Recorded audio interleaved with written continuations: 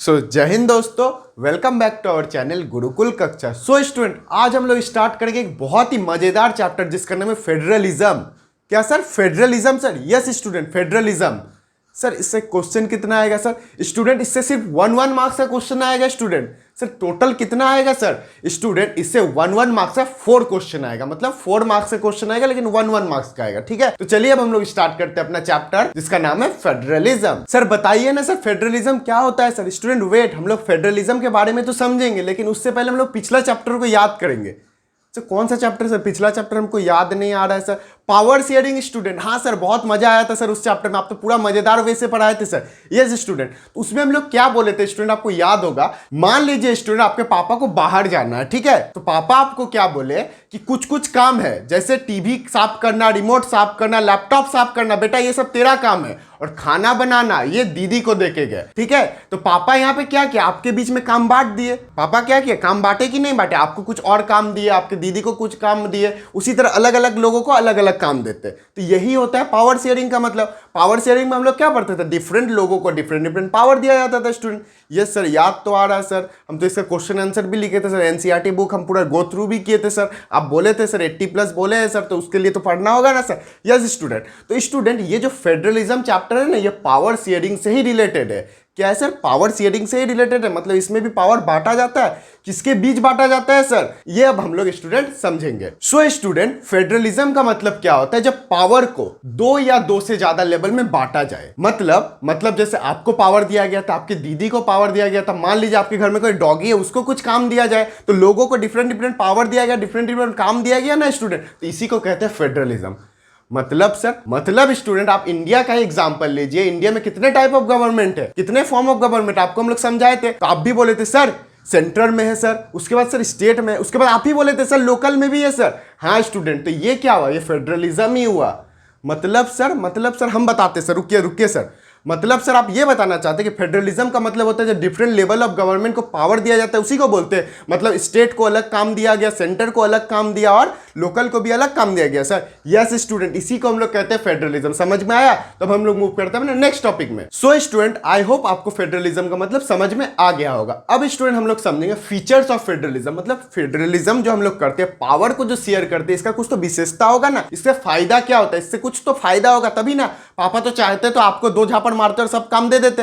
हाँ सर, फिर तो हम लड़ लेते पापा से सर। यही दिक्कत होता है स्टूडेंट, अगर एक आदमी को पावर दिया जाए तो वो अपने आप को सुपेरियर समझने लगेगा, या फिर पूरा सिस्टम को खराब कर देगा। इसलिए पावर को शेयर किया जाता है। तो पहला जो फीचर होता है स्टूडेंट, उसमें क्या होता है, कम से कम 2 या 2 से ज्यादा लेवल में पावर को बांटा जाता है। जैसे सेंटर में दिया गया, स्टेट में दिया गया, हमारे भारत में तो लोकल बॉडीज को भी पावर दिया जाता है, पंचायत को भी पावर दिया जाता है, हम लोग वार्ड कमिश्नर भी चुनते हैं स्टूडेंट।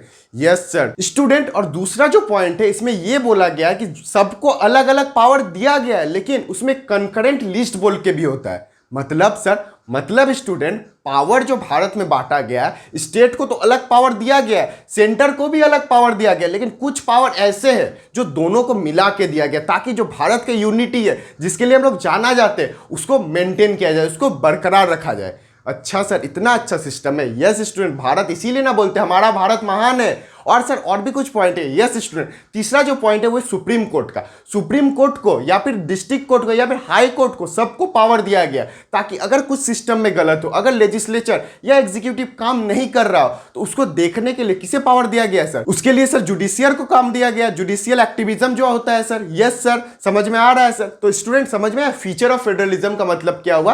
पावर तो सबको अलग अलग दिया गया है सर, लेकिन पावर देने के बावजूद ऐसे पावर दिया गया कि कोई सुपेरियर ना हो जाए, कोई बहुत बड़ा ना बन जाए, और कोई बहुत छोटा भी नहीं बन जाए, और सबसे इंपॉर्टेंट चीज ये है कि सब साथ में मिलकर काम करें, ताकि यूनिटी जो है भारत को, जो हम लोग जानते हैं यूनिटी इन डाइवर्सिटी, वो भी बरकरार है। तो आई होप आपको ये टॉपिक भी समझ में आ गया होगा। स्टूडेंट, अब हम लोग समझेंगे 2 टाइप ऑफ फेडरलिज्म होता है। मतलब कुछ कंट्रीज में एक वे का फॉलो होता है, कुछ कंट्रीज में दूसरे वे का फॉलो होता है। और जो कंट्रीज में फॉलो होता है, मतलब जब एग्जाम्पल देंगे वो हमको बाद में समझ में आएगा, उस चीज को याद रखिएगा। इस बार एग्जाम में 1 मार्क्स में ये इंपॉर्टेंट है, ठीक है? तो देखिए, पहला जो फॉर्म होता है वो होता है कमिंग टुगेदर फेडरलिज्म।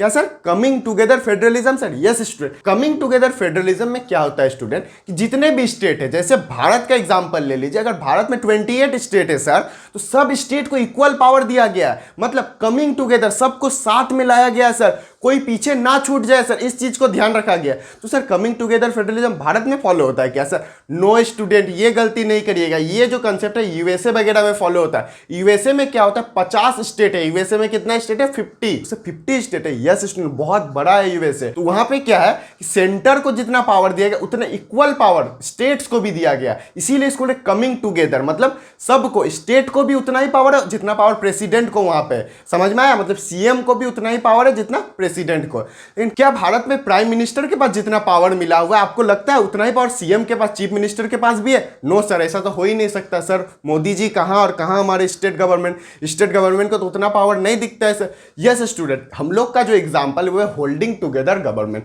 मतलब होल्ड किया हुआ। सेंटर तो है ऊपर, लेकिन छोटे छोटे स्टेट्स को होल्ड किया हुआ, इसीलिए इसको बोलते हैं holding together government. I hope आपको डिफरेंस समझ में आ गया होगा। अब हम लोग समझेंगे जो एग्जाम के लिए इंपॉर्टेंट, मतलब इसका एग्जाम्पल। सो स्टूडेंट, जो कमिंग टुगेदर फेडरलिज्म है, मतलब सबको साथ में लाया जाता है, मतलब सबके पास जो इक्वल पावर रहता है। उसका एग्जाम्पल कौन कौन सा कंट्री है? यूएसए, आपको तो बोले थे यूएसए। दूसरा स्विट्जरलैंड, तीसरा ऑस्ट्रेलिया। समझ में आया? ये जो 3 कंट्रीज है, और भी बहुत सारे कंट्रीज है, लेकिन आपके बुक में यही दिया हुआ है, तो आपके लिए ये तीनों कंट्री इंपॉर्टेंट हो जाता है। कौन कौन से सर? यूएसए, स्विट्जरलैंड और ऑस्ट्रेलिया सर। और सर होल्डिंग टुगेदर का एग्जांपल सर, इंडिया तो आप बोले थे सर, और भी कोई एग्जांपल है sir? Yes student, India, Spain और बेल्जियम। और भी कोई कंट्री नहीं सर, 207 कंट्री है वर्ल्ड में, और कोई कंट्री नहीं है सर। है स्टूडेंट, लेकिन वो सब का बुक में नहीं दिया। बुक से बाहर थोड़े देगा आपको, थोड़े बोले गूगल करके आंसर लिखो। अब थोड़ा ऑनलाइन एग्जाम हो रहा है कि आप गूगल से पूरा छाप दीजिएगा, तो उसके लिए आप टेंशन नहीं करिए, इतना चीज पढ़ लीजिएगा तो आपका हो जाएगा। ठीक है स्टूडेंट, अब हम लोग मूव करते हैं अपना नेक्स्ट टॉपिक में। अब स्टूडेंट जो नेक्स्ट टॉपिक है वो है व्हाट मेक्स इंडिया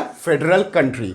मतलब सर, मतलब स्टूडेंट, आप तो बोले सर कि इंडिया फेडरल कंट्री है सर, इंडिया में पावर शेयर किया जाता है। सर कैसे किया जाता है? आप यूनिटी का भी बात किए थे कि यूनिटी बोल के भी कुछ है। हाँ स्टूडेंट, इसके लिए जो हमारे कॉन्स्टिट्यूशन मेकर थे, मतलब जिन्होंने हमारा संविधान निर्माण किया, उन्होंने 3 लिस्ट में बांटा। 3 लिस्ट में बांटा सर। इसमें तो आप मजाक नहीं करिएगा सर, क्योंकि कॉन्स्टिट्यूशन मेकर का बात आ गया, जो हमारे लिए बहुत गर्व का बात है। यस सर, कोई मजाक नहीं स्टूडेंट। तो सुनिए, इसमें हम लोग 3 लिस्ट बनाए थे। पहला यूनियन लिस्ट, दूसरा स्टेट लिस्ट, और तीसरा बोलिए local list. No student, concurrent list. क्या क्या बोले? सेंट्रल लिस्ट, स्टेट लिस्ट और concurrent list sir. Sir state list, central list, concurrent मतलब समझाइए सर। मतलब स्टूडेंट, जो सेंट्रल लिस्ट होता था उसमें कॉन्स्टिट्यूशन मेकर ने उन चीजों को रखा जिसका पावर सिर्फ सेंटर को है। जैसे सर, जैसे डिफेंस हो गया, फॉरेन अफेयर हो गया, मतलब बाहर के देश से अगर कभी भारत का डील होगा तो वो कौन करेगा? कोई स्टेट का सीएम जाके? नो स्टूडेंट, भारत का पीएम जाएगा, ये एक्सटर्नल मिनिस्टर जाएगा, फॉरेन मिनिस्टर जाएगा, ये लोग नहीं जाएगा। हाँ सर, तो ये किसका काम हुआ? यूनियन लिस्ट में, यूनियन का काम हुआ। दूसरा सर, दूसरा क्या सर? दूसरा मतलब स्टेट लिस्ट। स्टेट लिस्ट में वो काम जो सिर्फ स्टेट करेगा, यहाँ यूनियन नहीं आएगा, यहाँ मोदी जी नहीं आएंगे कुछ करने। अच्छा सर, तो इसमें क्या क्या एग्जाम्पल सर? जैसे पुलिस हो गया स्टूडेंट, ट्रेड हो गया, कोई भी स्टेट का काम चल रहा है, बिजनेस चल रहा है, ये सब किसका काम है देखना सर? ये सब स्टेट का काम है सर। वाह स्टूडेंट, वेरी गुड। और सर कंकरेंट लिस्ट हमको नहीं पता सर, बता दीजिए ना सर। कंकरेंट लिस्ट तो नहीं पता सर। तो स्टूडेंट, कंकरेंट लिस्ट का मतलब हुआ ऐसा लिस्ट, मतलब ऐसा काम, भारत देश का ऐसा काम जो दोनों सेंटर और दोनों स्टेट, मीन्स सेंटर भी आएगा साथ में, होल्डिंग है तो सेंटर आएगा, और साथ में जितना स्टेट है सब मिल के डिसीजन लेगा सर। ओ सर, तो इसके एग्जाम्पल क्या होगा सर? जैसे स्टूडेंट एजुकेशन हो गया, फॉरेस्ट हो गया, ये सब जो डिपार्टमेंट है, अगर कहीं पे फॉरेस्ट में कुछ होता है, कहीं एजुकेशन में कुछ होता है, ये सब का रिस्पॉन्सिबिलिटी किसका है सर? ये सब का रिस्पॉन्सिबिलिटी है स्टूडेंट स्टेट का सर। नो स्टूडेंट, दोनों का, दोनों साथ मिलकर डिसीजन लेगा। अच्छा सर, इसलिए इंडिया फेडरल हुआ, मतलब इंडिया को इसलिए हम लोग फेडरल बोलेंगे क्योंकि सबको पावर बांट दिए। नो स्टूडेंट, हम लोग बांटे नहीं, हम लोग इस तरह से पावर को बांटे कि दोनों को अलग अलग तो पावर मिलाए, साथ में दोनों को यूनाइट होकर भी काम करे। जो कंकरेंट लिस्ट है वो क्या दिखाता है कि सब साथ में मिलकर काम करे, सेंटर भी आए, स्टेट भी आए, दोनों मिलके हाँ भाई हाँ बंधु समोसा चाय पियेंगे और काम करेंगे। ये जो टॉपिक है ये दिखाता है कि इंडिया क्यों फेडरल स्टेट है। आई होप आपको ये टॉपिक भी समझ में आ गया होगा। सो स्टूडेंट, अब हम लोग कहानी सुनेंगे जम्मू एंड कश्मीर की, जो भारत का ताज है, जो भारत का हेड है। बोलते हैं ना, आपका ताज हमेशा, आपका माथा हमेशा ऊंचा रहना चाहिए, उसी ताज के बारे में जानेंगे, मतलब जम्मू एंड कश्मीर के बारे में जानेंगे। सब इतना फील लेके क्या बता रहे सर, सीधा सीधा बताइए ना। सो स्टूडेंट, जो जम्मू एंड कश्मीर जब आजाद हुआ था, जम्मू एंड कश्मीर आजाद कैसे हुआ था इसके पीछे ये बहुत लंबा स्टोरी है, लेकिन आप एक चीज समझिए कि जम्मू एंड कश्मीर जब आजाद हुआ था उसको स्पेशल पावर दिया गया था। क्यों सर? उसके पीछे कारण आप छोड़ दीजिए, बस आप अभी इतना समझिए कि जम्मू एंड कश्मीर को स्पेशल पावर दिया गया था। क्या पावर दिया गया था सर? ये पावर दिया गया था कि कश्मीर में कोई बाहर का स्टेट का आदमी जाके उसका लैंड नहीं खरीद पाएगा। ओ सर मतलब जम्मू एंड कश्मीर से अगर हम हैं तो मेरा लैंड बस मेरे ही मतलब पड़ोसी वालों के पास रहेगा, मतलब हम अगर जम्मू एंड कश्मीर के तभी हम लैंड खरीद पाएंगे। Yes student, very good. लेकिन कुछ दिन बाद 2020 में ऐसा हुआ कि इसको हटा दिया गया, ठीक है। तो ये चीज़ क्यों इंपॉर्टेंट है, क्योंकि ये करंट में चल रहा है, ठीक है, अभी के टाइम में ये बहुत इंपॉर्टेंट है, इसलिए इस चीज़ को याद रखिएगा। ये आपके बुक में भी दिया हुआ है, लेकिन बुक ओल्ड एडिशन का है, बुक में भी ये चीज़ अपडेट नहीं हुआ due to corona virus, new print वगैरह नहीं हुआ है, जिसमें क्या लिखा हुआ था आपका बुक में कि जम्मू एंड कश्मीर को स्पेशल पावर दिया गया, जबकि फेडरल है लेकिन स्पेशल पावर दिया गया। लेकिन अब ये चीज़ हट गया। तो आपको ये चीज़ समझ में आया? नहीं आया तो कमेंट में लिख दीजिए, आपको नेक्स्ट वीडियो में इसको और अच्छे से पूरे कहानी के रूप में समझाएंगे स्टूडेंट, ठीक है। तो अब हम लोग मूव करते हैं अपने नेक्स्ट टॉपिक में। सो स्टूडेंट, जो नेक्स्ट 3 टर्म आपको बताएंगे, ठीक है, इसमें से सबसे इंपॉर्टेंट, अगर 1 मार्क्स का 4 क्वेश्चन आता है, इसमें से मैक्सिमम 3 क्वेश्चन आएगा ही, हो सकता है 4 दे दे, लेकिन 3 तो इसी से आएगा। इसमें क्या है स्टूडेंट, इसमें बस डेटा दिया हुआ है, डेटा दिया हुआ है। सर कौन कौन सा टॉपिक पहले सर आप ये तो बताइए। पहला टॉपिक जो है स्टूडेंट वो है लिंग्विस्टिक स्टेट, मतलब कि जो भारत का जो स्टेट है, भारत में जो स्टेट बना, आप सुने होंगे ना, बंगाल का है, बिहार का है तो बिहारी है, तो ये किस बेसिस पे बांटा गया दोस्तों? लैंग्वेज के बेसिस पे, इसीलिए इसको लिंग्विस्टिक बोला जाता है। मतलब भारत का जो स्टेट है उसके लैंग्वेज के बेसिस पे बनाया गया है। अच्छा सर, और दूसरा क्या है सर? दूसरा student language policy. Language policy का मतलब क्या होता है? जब भारत आजाद हुआ था, जब भारत 1947 में आजाद हुआ था, तब लोगों के बीच ये बात उठा कि हम लोग हिंदी को यहाँ के नेशनल लैंग्वेज बना देते सर। लेकिन जब रिसर्च हुआ तो उससे क्या पता चला कि 40% लोग ही सिर्फ हिंदी बोलता है, तो कैसे कैसे हम लोग हिंदी को नेशनल लैंग्वेज बना सकते हैं सर? इसीलिए हिंदी को नेशनल लैंग्वेज नहीं बनाएगा, हिंदी ऑफिशियल लैंग्वेज है, ये चीज याद रखिएगा। ये सब चीज आ सकता है। और जो डेटा आपके बुक में दिया हुआ है इस 3 टॉपिक का, पहला लिंग्विस्टिक स्टेट, दूसरा लैंग्वेज पॉलिसी और तीसरा सेंटर स्टेट रिलेशन के बारे में, आप इसको रट लीजिएगा, याद करके जाइएगा स्टूडेंट। अभी भी बोल रहे इसमें से क्वेश्चन आएगा ही आएगा, ठीक है। जिस दिन क्वेश्चन आएगा एग्जाम में उस दिन हम लोग साथ में क्वेश्चन डिस्कस करेंगे, ठीक है सर। ओके स्टूडेंट, तो चलिए अब हम लोग मूव करते हैं अपने नेक्स्ट टॉपिक में। सो स्टूडेंट, एक इंपॉर्टेंट टर्म मुझे लगा जो एग्जाम में हो सकता आ जाए। सर आपको तो सबे लग रहा आ जाए, क्यों लग रहा है स्टूडेंट? क्योंकि 1 मार्क्स का है ना स्टूडेंट, तो इसमें अनसर्टेन है, क्या आएगा हमें कुछ पता नहीं। अगर 5 मार्क्स का रहे, 3 मार्क्स का रहे, तो हम लोग जानते हैं क्या क्या टॉपिक से आएगा। इसलिए मैं चाह रहा हूं कि एक एक चीज आपको बता दूं और आप लोग एग्जाम में आए तो एकदम फाड़ के लिख दीजिए, हाँ सर गुरुकुल कक्षा से पढ़े थे सर, 80 के हम तो 90 का लिख के आ गए सर। आप बोल रहे थे 80 80 80, फिर कमेंट करिएगा सर हैशटैग गुरुकुल कक्षा ऐसे वैसे, ठीक है। तो देखिए जो टॉपिक है वो है coalition government. Coalition government sir ये हमको सुना सुना लग रहा है, गठबंधन से रिलेटेड कुछ है। यस स्टूडेंट, कोएलिशन गवर्नमेंट में क्या होता है देखिए, मान लीजिए इलेक्शन हुआ तो जीतने के लिए, मतलब 100 सीट का अगर इलेक्शन हुआ, 100 सीट नहीं समझ में आ रहा, कोई बात नहीं, मान लीजिए अगर 100 वोट मिलेगा किसी को तो वो जीत जाएगा। 100 वोट मिलेगा तो जीत जाएगा सर। यस स्टूडेंट, तो मान लीजिए 4 पार्टी है, उसमें से एक पार्टी को 94 वोट आ गया, वाह सर तब तो वो पार्टी जीत गया सर। नो स्टूडेंट, वो कैसे जीता? उसको 100 वोट चाहिए होगा तब ना जीतेगा। ओ सर तब वो क्या करेगा सर? कोई तो सरकार नहीं बनेगा सर। नो स्टूडेंट, ऐसा हो सकता है कोई सरकार ना बने, सरकार बनेगा लेकिन कोएलिशन गवर्नमेंट में रहेगा। सर नहीं समझ में आ रहा सर, थोड़ा अच्छे से समझाइए ना सर।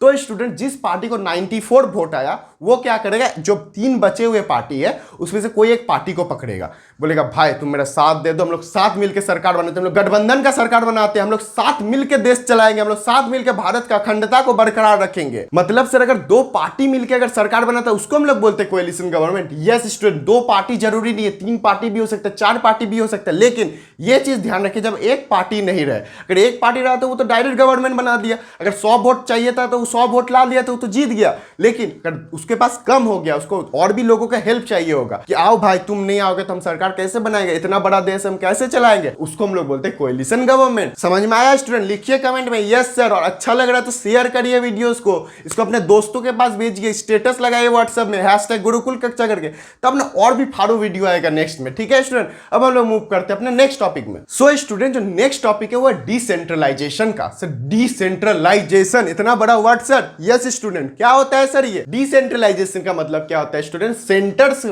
पावर को तोड़ देना। सेंट्रलाइजेशन मतलब सेंटर के पास पावर रखना, डिसेंट्रलाइजेशन मतलब सेंटर से पावर को तोड़ देना। मतलब सर, मतलब स्टूडेंट भारत में तो यही ना होता है। इतना देर से हम लोग क्या समझ रहे थे, पावर जो है उसको सेंटर के पास सिर्फ नहीं रखा जाता है, स्टेट को दिया जाता है, लोकल बॉडीज को दिया जाता है। 3 टायर ऑफ गवर्नमेंट है, पहला सेंटर, दूसरा स्टेट, तीसरा लोकल बॉडीज। अच्छा सर, इसीलिए इसको डिसेंट्रलाइज बोला जाता है, मतलब पावर को तोड़ दिया गया छोटे छोटे भागों में। यस सर, और भी कुछ वे है सर। यस स्टूडेंट, और एक वे है, क्या सर? और एक जो वे है वो है विमेन को 1/3 सीट दिया जाता है। मतलब अगर 90 सीट का वोट है तो उसमें 1/3 जो कैंडिडेट है, मतलब अगर 90 जगह से वोट लड़ रहे हैं उसमें से 1/3, उसका 1/3 पार्ट जो होगा वो लड़की लड़ेगी, विमेन लड़ेगी। तभी ना हमारा भारत देश और आगे जाएगा। इतना बड़ा देश है और आगे जाएगा। हम लोग अमेरिका से कंपेयर करते हैं, कंपेयर नहीं करेंगे, अमेरिका से आगे बढ़ेंगे। इसके लिए बहुत इंपॉर्टेंट है विमेन का सेफ्टी को देना, विमेन का अपॉर्चुनिटी देना। इसके लिए जरूरी है कि नहीं? आप भी मानते होंगे। पिछले साल के बोर्ड में क्वेश्चन आया था कि वीमेन को कितना सीट दिया जाता है, तो सर 1/3 सीट। सर आप तो अभी ये बोले सर। यस स्टूडेंट, इस बार ये सब चीज और इंपॉर्टेंट हो गया। आपसे मेरा ये रिक्वेस्ट है कि आप लोग एक बार चैप्टर को गो थ्रू कीजिएगा। क्यों? क्योंकि हम लोग सब कुछ आपको समझा दिया, हमको पता है आपको सब कुछ समझ में आ गया, लेकिन आपको क्या करना है, इसमें 1 वर्ड का ना आएगा स्टूडेंट, 1 मार्क्स का आएगा, तो हो सकता है कुछ भी दे दे। इसीलिए आप एक बार गो थ्रू कर लीजिएगा, ठीक है? तो आई होप आपको ये चैप्टर समझ में आ गया होगा। आपको क्या करना है स्टूडेंट, इस वीडियोस को ज्यादा से ज्यादा शेयर करना, ताकि हम लोग न्यू सब्जेक्ट के साथ आ सके। और भी जो बाकी आपको जो डिमांड है वो कमेंट सेक्शन में लिखिए, हम लोग पक्का फुलफिल करेंगे स्टूडेंट। जब बोल दिए, कमिटमेंट कर दिए, तो उसको पक्का फुलफिल करेंगे स्टूडेंट। तब तक के लिए मिलते हैं नेक्स्ट वीडियो में। चलिए बाय, जय हिंद।